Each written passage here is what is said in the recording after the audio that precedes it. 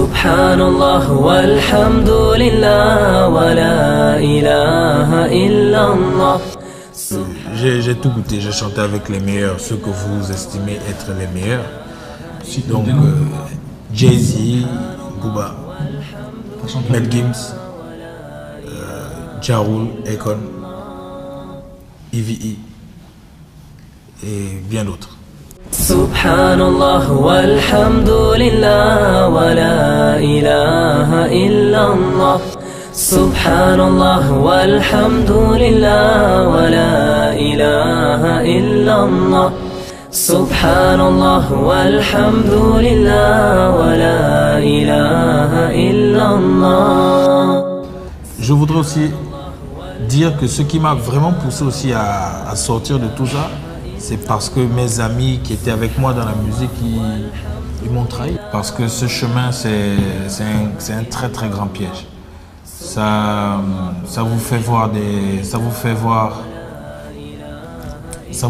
un bonheur éphémère. Bismillah, alhamdulillah, wa salatu wa salam ala rasulillah, wa ala alihi wa sahbihi wa man walah, rabbi sharah li sadri yassir li amri wahlul 'uqdatan min lisani yafqahu qawli.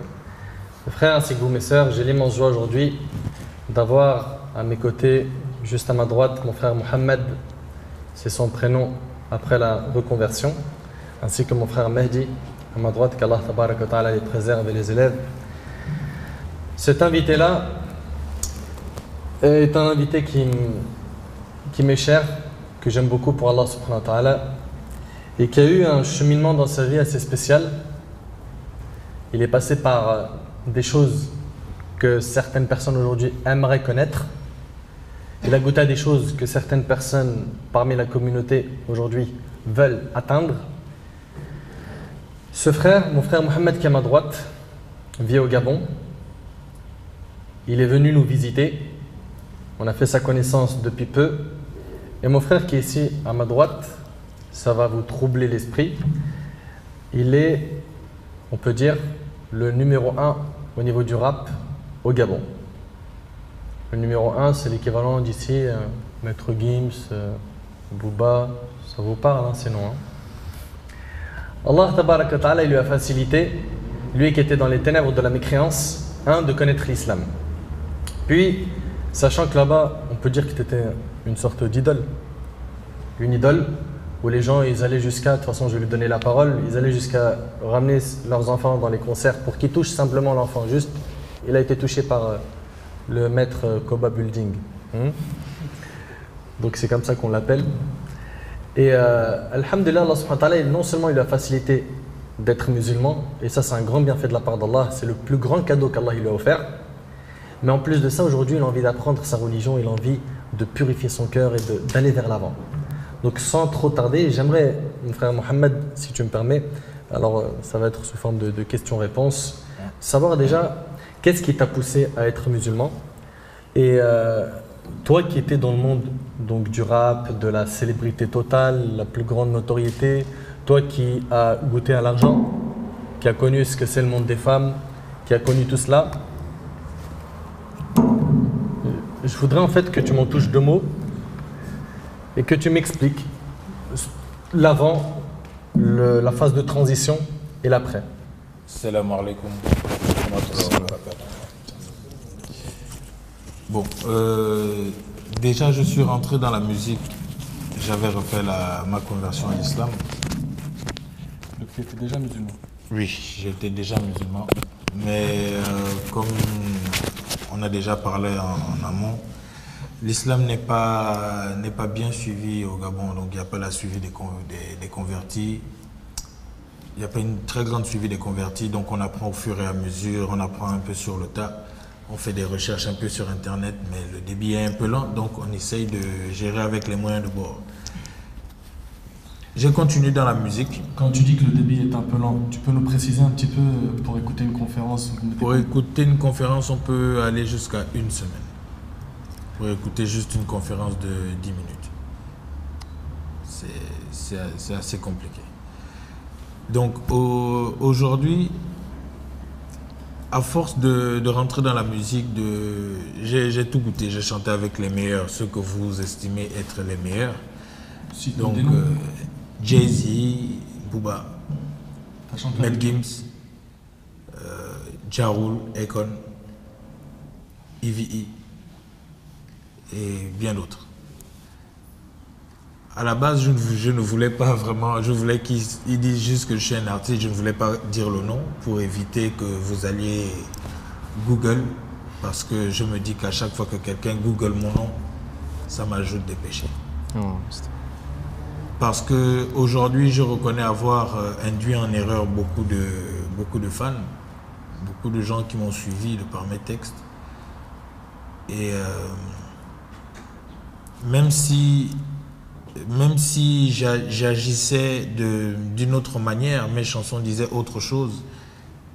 Et le fait de monter sur scène, le fait que je détourne les gens du Coran, qu'ils viennent écouter moi ma musique, qu'ils me considèrent comme une grande personne, comme un idole, ça je pense que c'est un grave péché. Je pense que j'ai poussé beaucoup de gens à faire le shirk. Et je me suis retourné vers l'islam. Le déclic s'est passé un jour à un concert. On avait fait un concert sur la plage. Et pour descendre, c'était un problème. Parce que toute la foule, ils ont cassé les garde-fous, ils ont poussé la sécurité. Et ce qu'ils voulaient, c'était juste me toucher. Juste me soulever, m'amener jusqu'à ma voiture. Et là, j'avais vraiment du mal à descendre. Et j'étais sur scène avec mes danseurs, etc. Et il y a une femme qui a déposé son bébé sur la scène. Elle a dit, s'il te plaît, elle me tirait le jean comme ça, s'il te plaît, touche-le seulement, touche-le. Et j'ai regardé comme ça, c'était un bébé, j'ai dit, mais il va se faire mal. Il y a des gens qui courent, il y a des gens qui font tout et n'importe quoi, il va se faire mal. Je m'en fous, touche-le seulement, touche-le. Et je suis resté juste assis comme ça. Je me suis dit, qu'est-ce que je suis en train de faire? Est-ce que je suis en train de prendre la place de Dieu sur terre? Est-ce que je suis en train de prendre la place, est-ce que je suis en train de voler la place des gens qui le méritent? Et depuis ce jour-là, j'ai commencé à reculer. J'ai commencé à être moins sur Facebook. J'ai quitté chez moi, parce que chez moi, il y avait toujours des gens. Toujours des amis, on est là. Vous savez comment ça se passe. Et donc, j'ai quitté tout le monde. Je suis parti rester à la mosquée. Les seules choses que je faisais, c'était prier. Et en priant, en lisant, je me suis rendu compte qu'en vérité, je ne priais pas. Parce que celui qui prie et que la prière ne pousse pas à changer le comportement n'a pas réellement prié. Donc j'ai essayé d'apprendre. D'en apprendre davantage sur ma religion, de savoir quel était mon réel but sur terre. Pourquoi j'étais là. Pourquoi j'étais dans la musique. Pourquoi Allah m'a donné le succès? Parce qu'il y a beaucoup d'artistes au pays, mais tout le monde n'a pas eu le succès que j'ai. Pourquoi j'avais ce succès? Il fallait maintenant savoir l'utiliser. J'ai commencé à rentrer, à aller sur des sites. J'ai fait augmenter mon débit, donc j'ai misé beaucoup d'argent. J'ai fait augmenter mon débit. Et donc je suis tombé sur Durus.net. J'ai fouillé, j'ai regardé. Et je me suis dit, mes frères dans la Oumma au pays, ils sont vraiment perdus. On est vraiment perdus. Et lorsque j'ai dévoilé à tout le monde que j'étais musulman, que je suivais déjà ma religion, tout le monde voyait, on remarquait que j'essayais d'apprendre beaucoup plus sur ma religion. J'ai perdu des amis, alhamdulillah. Et j'ai rencontré plein d'autres amis encore, des frères. Et beaucoup de personnes se sont converties autour de moi. Mashallah, vraiment. Beaucoup de gens se sont convertis. Et aujourd'hui, je me dis, je pense vraiment avoir un devoir qui est celui de les guider. Ou d'être un exemple. Essayer d'être un exemple pour eux. Donc, pour ça, il faudrait que j'apprenne encore plus sur ma religion pour pouvoir leur faire partager ça. Donc je suis venu ici pour rencontrer le frère Nader. pour voir comment ça se passe ici et voir dans quelle mesure on peut envoyer toute la connaissance envoyer toute cette connaissance au pays pour aider les frères de la Oumma là-bas. Sachant que parmi les grands problèmes que vous rencontrez, c'est que vous n'avez pas trouvé quelqu'un jusqu'à maintenant pour vous apprendre à faire les ablutions. Exactement. Ça a été... les ablutions, c'est... Je veux dire, c'est la base. Si tu ne fais pas bien tes ablutions, ta prière n'est pas acceptée. Aussi, il y avait un problème dans le halal. Vous ne saviez pas que le fait de ne pas manger halal, c'était interdit? Vous croyez que c'était que le porc qui était interdit? Exactement. Il y a juste quelques mois là, désolé, il y a juste quelques mois que j'ai su que manger halal, j'ai su ce que c'était vraiment de manger halal, parce que la seule chose qu'on faisait, c'était on ne mange pas le porc. Et en plus de ça, tu m'as expliqué que le contexte chez vous il était assez particulier. Il n'y a pas d'enseignement de la religion comme c'est aujourd'hui le cas chez nous, dans la région parisienne en tout cas. Pour ceux qui sont dans la région parisienne, alhamdoulilah, les frères, on vit quand même dans une grande ni'ma, un grand bienfait. On a accès à des écoles pour apprendre le Coran, à la religion et tout ça. Certes, on a encore beaucoup d'efforts à faire, mais comparé à ce qu'on entend là-bas, c'est vraiment affolant, surtout quand j'ai parlé avec lui de la banalisation des péchés. Il m'a dit que là-bas, la fornication, c'est tellement normal qu'une fille qui a 9 ans, qui a un bébé, c'est normal. Elle a un bébé dans le haram, dans la fornication. Enfin, franchement, ça fait mal au cœur d'entendre ça, mais en même temps, ça nous montre la responsabilité qu'on a de propager cette religion, pas simplement sur la région parisienne et en France, mais dans tous les pays francophones et les autres pays. Parce que c'est quand même notre famille qui est là-bas. C'est des musulmans, oui ou non? C'est des musulmans, ils vivent là-bas et ils ont cette difficulté d'apprendre la religion. Vous avez beaucoup d'écoles là-bas pour apprendre le Coran? Non, il n'y a pas beaucoup d'écoles. Il y a beaucoup de mosquées et les mosquées sont souvent blindées, mais il n'y a pas beaucoup d'écoles. Mais du fait qu'elles soient blindées, est-ce que derrière il y a des pratiques religieuses sérieuses ou c'est juste blindé, donc ils pointent pour la prière, mais à côté il y a des manquements, des grands manquements je dirais, comme la sorcellerie, les choses comme ça? Oui, il y a beaucoup de grands manquements. Il y a des frères qui viennent à la prière, mais qui après ont recours à des marabouts, des féticheurs, je veux dire. Et on n'a pas besoin de ça lorsqu'on est musulman. Je veux dire, la plus grande médecine se trouve dans le Coran. Donc, faire ça, je pense que c'est le shirk. Une question aussi que je voulais te poser. Ça a été dur pour toi de te détacher de ce monde? Quand même, tu marches, tu as des fans, des stars. On m'a même dit qu'on n'arrivait pas à marcher avec toi dans la rue. C'était difficile avec la foule qui te court après. C'est quand même quelqu'un qui a goûté à la notoriété, qui a goûté à l'argent, qui a goûté à ce monde. Parce que moi, je pense aux autres rappeurs qui peut-être vont voir cette vidéo. Comment est-ce que tu as fait et quelles sont les choses que tu as pu faire pour pouvoir te détacher de ça? Je vais juste expliquer par une petite histoire. Après chaque concert, après chaque fête, etc., lorsque je rentrais chez moi, j'étais triste. Et pourtant, c'était un bonheur extérieur. Mais lorsque je rentrais chez moi, j'étais triste. Aujourd'hui, je suis ici, dans un petit appart, salon, chambre, douche, qui fait presque la même taille que ma chambre au pays.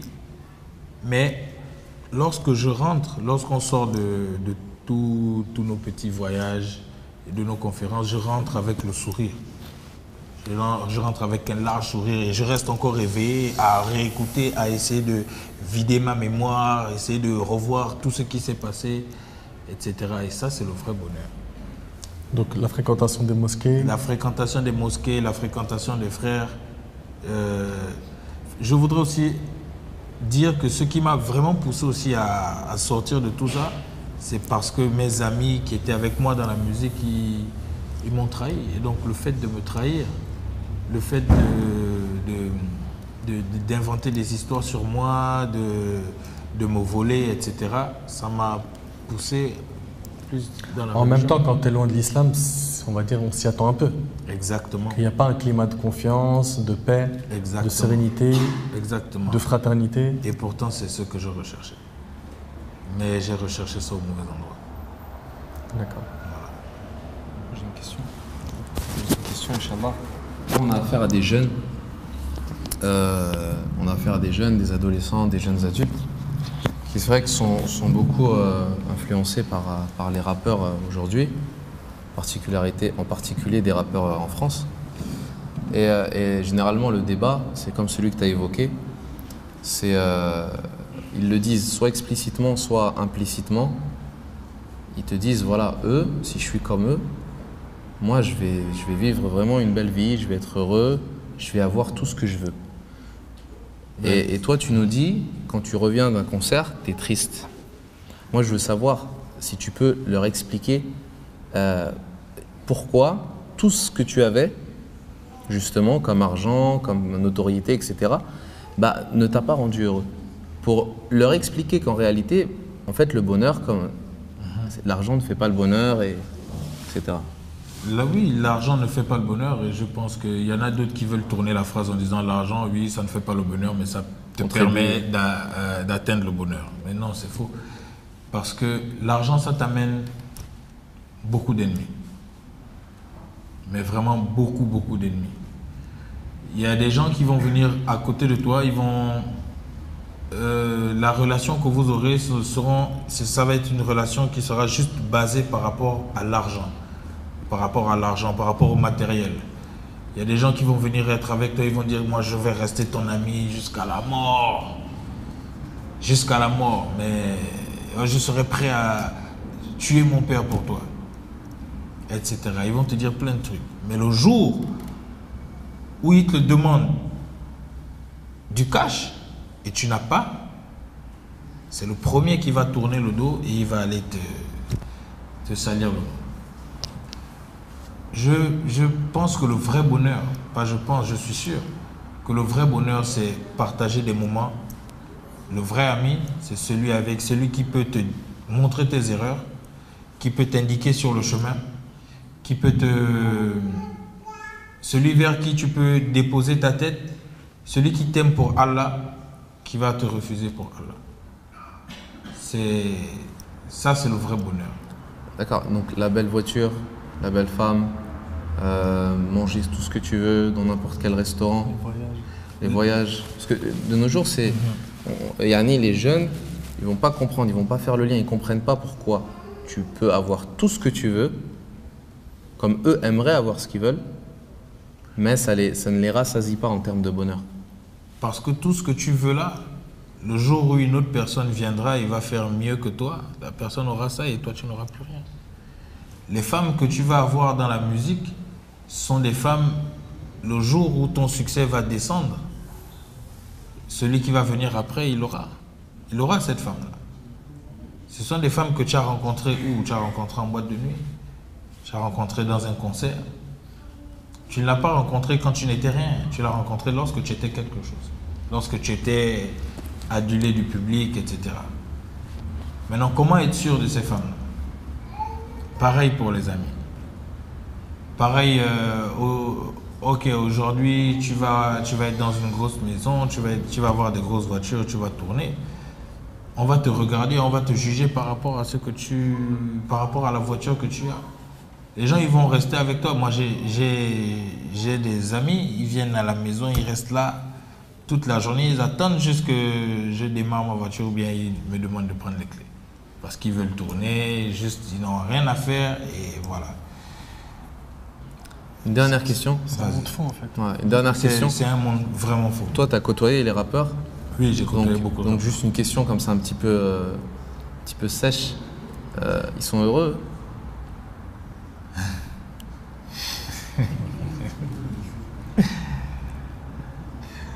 Elle est dure cette question. Elle est vraiment dure parce que moi, Peut-être selon eux. Je ne rentre pas chez eux, je ne rentre pas avec eux dans leur maison. Donc, c'est vraiment un extérieur de bonheur. C'est que de l'extérieur. C'est que de l'extérieur. après, tu ne sais pas comment les gens vivent chez eux. S'ils ont le cœur mort, ok, ils vont être contents du début à la fin. Parce que, voilà.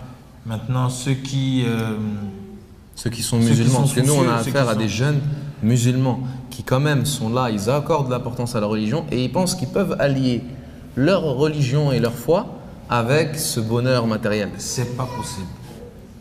Franchement, c'est pas possible. Je veux dire, la musique qu'on fait, nos paroles poussent les gens à faire plein de choses. En fait, vous n'imaginez pas. Aujourd'hui, vous allez dire dans une chanson, tu vas faire l'étalage de tes bienfaits, de ton succès. Ça va susciter dans le cœur des gens la jalousie, l'envie, etc. Donc tu vas faire en sorte que les gens pêchent par rapport à ce que tu viens de dire. C'est pas ça. Excuse-moi. Mais mis à part ça, est-ce que, par exemple, toi, ton expérience personnelle, tes discours, ça poussait à une certaine haine, violence, ou ça ouvrait des portes à des idées malsaines, comme fréquentation de femmes, fréquentation d'endroits illicites, etc. Et si ce n'était pas ton cas, est-ce que c'est ce qui est propagé aujourd'hui généralement dans les textes, sachant que tu en as l'expérience? Il y a que ça. Dans le rap, il n'y a que ça. Dans mes textes, je pense qu'ils ont poussé beaucoup de jeunes à la fornication. Et ça fait longtemps que j'ai écouté un peu du rap, mais les dernières chansons que j'ai écoutées, oui, il y avait que ça. La violence, le sexe, l'argent facile, l'argent rapide, la vie rapide. En fait, ce sont des personnes intelligentes qui s'efforcent à être bêtes. Parce qu'ils ne vont pas vers la vraie connaissance, vers le vrai savoir.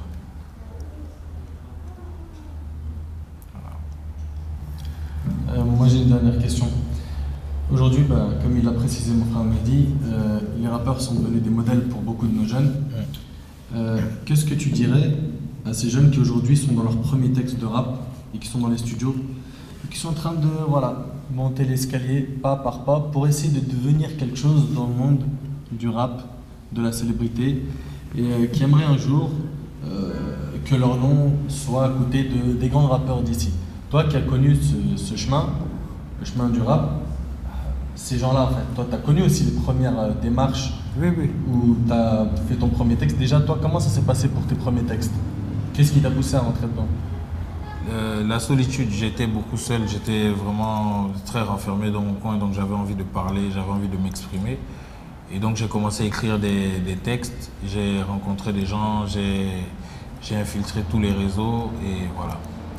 Donc, de la solitude, tu t'es retrouvé à écrire, et après écrire, chanter, te retrouver dans des studios. À chaque fois que je chantais, je me sentais à l'aise, mais c'est seulement à chaque fois que je chantais. Donc c'est comme on va dire, ça te permet de planer, de t'évader, etc.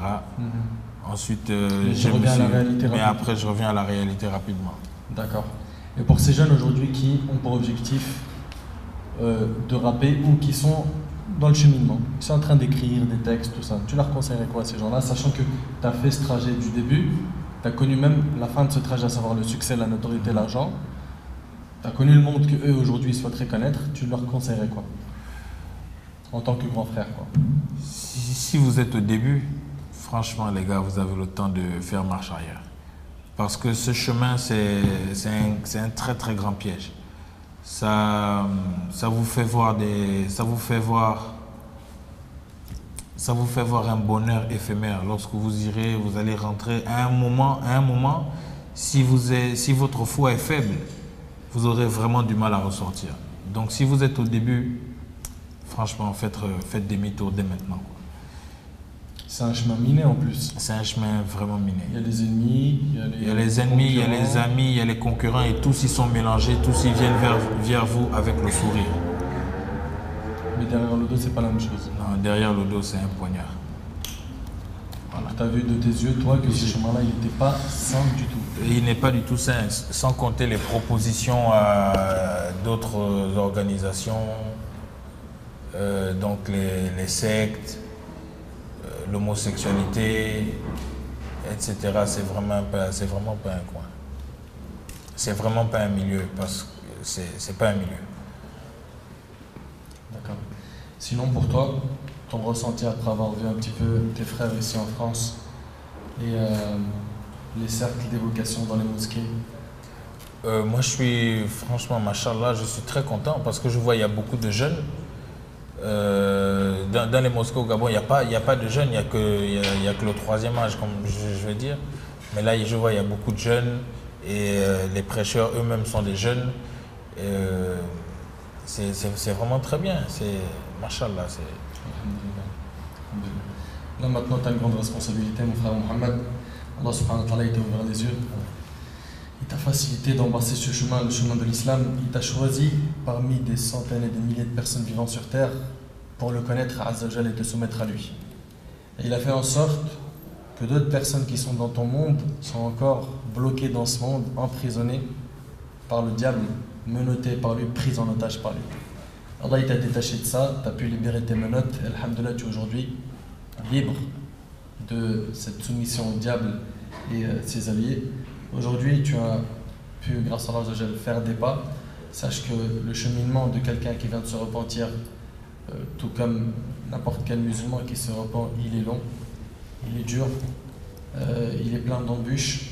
Donc il y aura les djinns parmi les humains, les shayatins parmi les humains et les djinns qui vont essayer de te perturber tes rangs, essayer de te faire marche arrière, tout comme tu le disais tout de suite, essayer de te faire culpabiliser d'avoir pris ce chemin, qu'aujourd'hui tu as fermé une grande porte de bonheur alors qu'en vérité tu as ouvert la plus grande porte de bonheur, mais c'est eux qui ne sont pas conscients de cela.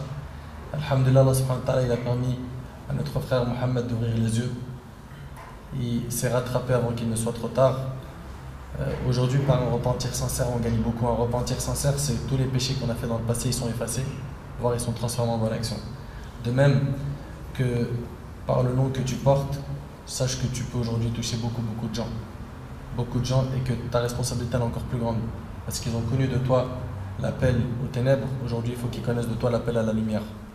C'est-à-dire que là, il faudra que tu prennes cette responsabilité en main et que tu demandes conseil auprès des gens de science, comment faire pour cheminer, comment faire pour faire mes pas lentement et sûrement. Bien sûr, ça commence par la clé du savoir. Al-ilm nafi', fait apprendre, talab al-ilm, demander la science, se concentrer sur ça. Ça a été le cas de plusieurs personnes qui étaient dans le rap et qui se sont détachées du rap du jour au lendemain, comme notre frère Fab de Secret Connection. Je ne sais pas si vous connaissez ça, la génération. Lui aussi, il s'est détaché, il est parti, et là, tabarakallah, il a appris le Coran par cœur. Et ça fait des années qu'il est à Médine, dans l'université islamique, il étudie la science religieuse, qu'Allah le récompense et qu'il lui facilite de continuer dans ce chemin. Et il n'est pas le seul. Il y en a d'autres qui ont fait ça et qui sont en train de maintenant se purifier et se laver, apprendre bien comme il faut et s'armer avant de parler, de s'adresser au public et ne pas se dire j'ai un grand nom, aujourd'hui je peux l'utiliser tout de suite. Parce que pour parler, il faut des outils. Et les outils, c'est avec le temps qu'on peut les avoir. Donc prendre du recul, apprendre, patienter, parce que la demande de science, elle demande beaucoup de patience. C'est pas facile aujourd'hui de s'asseoir pendant qu'il fait chaud, dans des conditions difficiles, de rester assis par terre et d'écouter. Mais avec les efforts, derrière, il y a le résultat. Et surtout après, si Allah subhanahu wa ta'ala, comme il a dit le prophète Ali ibn Abi Talib, si Allah subhanahu wa ta'ala, il fait que tu es la cause de la gaieté d'une personne, cela est meilleur pour toi que, on traduit ça par les chamelles rousses, c'est les meilleures chamelles qu'ils avaient à l'époque, ça coûtait très cher. C'était l'équivalent des voitures de luxe aujourd'hui. Enfin, celui qui arrive à faire en sorte qu'une personne reprend le chemin de la religion, sa récompense auprès d'Allah Azza wa Jalla, elle est immense. Elle est immense. Et si Allah subhanahu wa ta'ala lui facilite cela, qu'il remercie Allah et qu'il demande toujours à Allah al-thabat, lui pour lui, et qu'il demande à Allah subhanahu wa ta'ala de lui accorder la sincérité et d'accepter cette œuvre. Parce qu'il n'y a pas de garantie. Il n'y a pas de garantie, tu peux faire beaucoup d'efforts le jour du jugement parce qu'il manquait d'ikhlas, il manquait de sincérité, ça part en miettes. Ça part en miettes. Enfin, mon frère Mohamed, en tout cas, tes frères ici en France, ils sont ravis de ta visite, sache-le. Je parle au nom des frères qui sont présents et au nom des gens qui vont voir la vidéo, et qu'Allah tabaraka wa ta'ala te rend fort Et n'oublie pas que le prophète, l'invocation qu'il faisait le plus, c'était « Ô toi qui détiens les cœurs, raffermis mon cœur sur ta religion ». Parce que les cœurs, comme vous le savez, comme l'a dit le prophète, sont entre les deux doigts du miséricordieux. Il les fait changer d'état comme il le veut, Azza wa Jal. Donc on demande à Allah tabaraka wa ta'ala de faciliter à notre frère de rester sur ce chemin jusqu'à sa mort. Et on demande à Allah tabaraka wa ta'ala de nous raffermir nous aussi jusqu'à notre mort. On demande à Allah subhanahu wa ta'ala de nous accorder la compréhension de la religion. Et surtout la prise de conscience de la responsabilité que l'on a. Et on demande à Allah tabaraka wa ta'ala de nous faciliter d'œuvrer dans le bien jusqu'au jour où on le rencontrera. Et on demande à Allah tabaraka wa ta'ala d'utiliser notre frère Mohammed dans tout ce qui est utile, dans tout ce qui est bien. وأسأل الله تبارك وتعالى أن يثبته وأن يثبتنا جميعا وأن يتقبل منا ومنكم صالح الأعمال. Et aussi mon dernier message aux jeunes qui sont en train de se lancer dans le rap, ou les rappeurs même qui vont voir cette vidéo, les prises de conscience, c'est du jour au lendemain. Il faut qu'on prenne une prise de conscience, qu'on se réveille, qu'on se remette en question et qu'on se dise jusqu'à quand? Jusqu'à quand je vais être l'esclave de ma notoriété? Jusqu'à quand je vais être l'esclave du public qui m'entoure, qui clique sur j'aime sur ma page Facebook, qui commente beaucoup mes posts? Jusqu'à quand je vais être l'esclave de l'argent, des femmes, du luxe? Et quand est-ce que ces personnes-là vont comprendre qu'en se détachant de tout ce monde d'illusions, ce monde faux, quand est-ce qu'ils vont comprendre qu'enfin ils pourront vivre une vie saine, une vie de paix, eux qui recherchent la paix? Qu'Allah tabaraka wa ta'ala facilite aux rappeurs de se repentir, de revenir vers lui Azza wa Jal, qu'Allah Azza wa Jal les détache de tout ce qui les empêche de quitter ce monde. Et je laisserai Inch'Allah mon frère Mahdi faire un dernier conseil, Inch'Allah, ou une dernière parole, puis après cela on pourra clôturer, Inch'Allah. Une dernière parole, Inch'Allah, qui tourne depuis qu'on a commencé, qui tourne autour de ce bas monde. On a commencé par la Coupe du Monde, on termine par la musique. Toutes ces jouissances, tous ces plaisirs qui tournent autour de nous, qui en fait sont des obstacles au paradis, hein, à l'atteinte du paradis. Dans le hadith, le prophète sallallahu alayhi wa sallam, il nous informe que lorsqu'Allah jalla wa ala a créé le paradis, il a ordonné à Jibril, il a appelé Jibril, il lui a dit à Jibril, j'ai créé le paradis, vas-y, va voir ce que j'ai réservé à ses habitants. Il est parti alayhi salatu wassalam, et il a vu tout ce qu'Allah a réservé et a préparé au paradis. Il est revenu, il a dit wa izzatika wa jalalik, par ta noblesse et ta majesté, je suis sûr que tous ceux qui entendront parler du paradis, ils y rentreront. Puis Allah ordonna qu'on installe autour du paradis les choses détestables, comme les épreuves, comme la maladie, comme la souffrance, etc. Il est parti alors, Allah il a dit à Jibril, retourne-y, retourne voir ce que j'ai préparé à mes serviteurs. Il est parti, Jibril alayhi salatu wassalam, il a vu toutes ces épreuves autour du paradis, il est retourné, il a dit wa izzatika wa jalalik, je suis sûr que la plupart d'entre eux ne pourra pas y rentrer. Puis Allah azza wa jalla a ordonné, a créé l'enfer Nar, et il a ordonné à Jibril, il a dit à Jibril, j'ai créé l'enfer, va voir ce que j'ai réservé à mes habitants, aux habitants de l'enfer. Jibril est parti. Il est allé voir ce que Allah azza wa jalla a créé en enfer, comme châtiment et supplice. Il est revenu, il a dit wa izzatika wa jalalik ya Rabb, je suis sûr que tous ceux qui entendront parler de l'enfer n'y rentreront pas, tellement ils auront peur. Puis Allah azza wa jalla ordonna qu'on installe autour de l'enfer les passions et les plaisirs. Les passions et les plaisirs. Puis il dit à Jibril, va voir l'enfer et va voir ce que j'y ai préparé. Il partit alors, et lorsqu'il vit tous ses plaisirs et toutes ses passions, il retourna, il dit à Rabb wa izzatika wa jalalik, je suis sûr que lorsque les gens vivront ces passions, ils rentreront en enfer an-nar. Donc ayyuhal ahbab, c'est un défi de la part d'Allah azza wa jal, c'est une épreuve pour nous. Toutes ces passions, elles ne valent rien en réalité. Ce n'est qu'un test, ce n'est qu'une épreuve, ce n'est qu'une jouissance éphémère. Regardez la musique, sa finalité. Regardez le divertissement, sa finalité. Regardez tout ce qui ne vaut rien dans ce bas monde ad-dunya.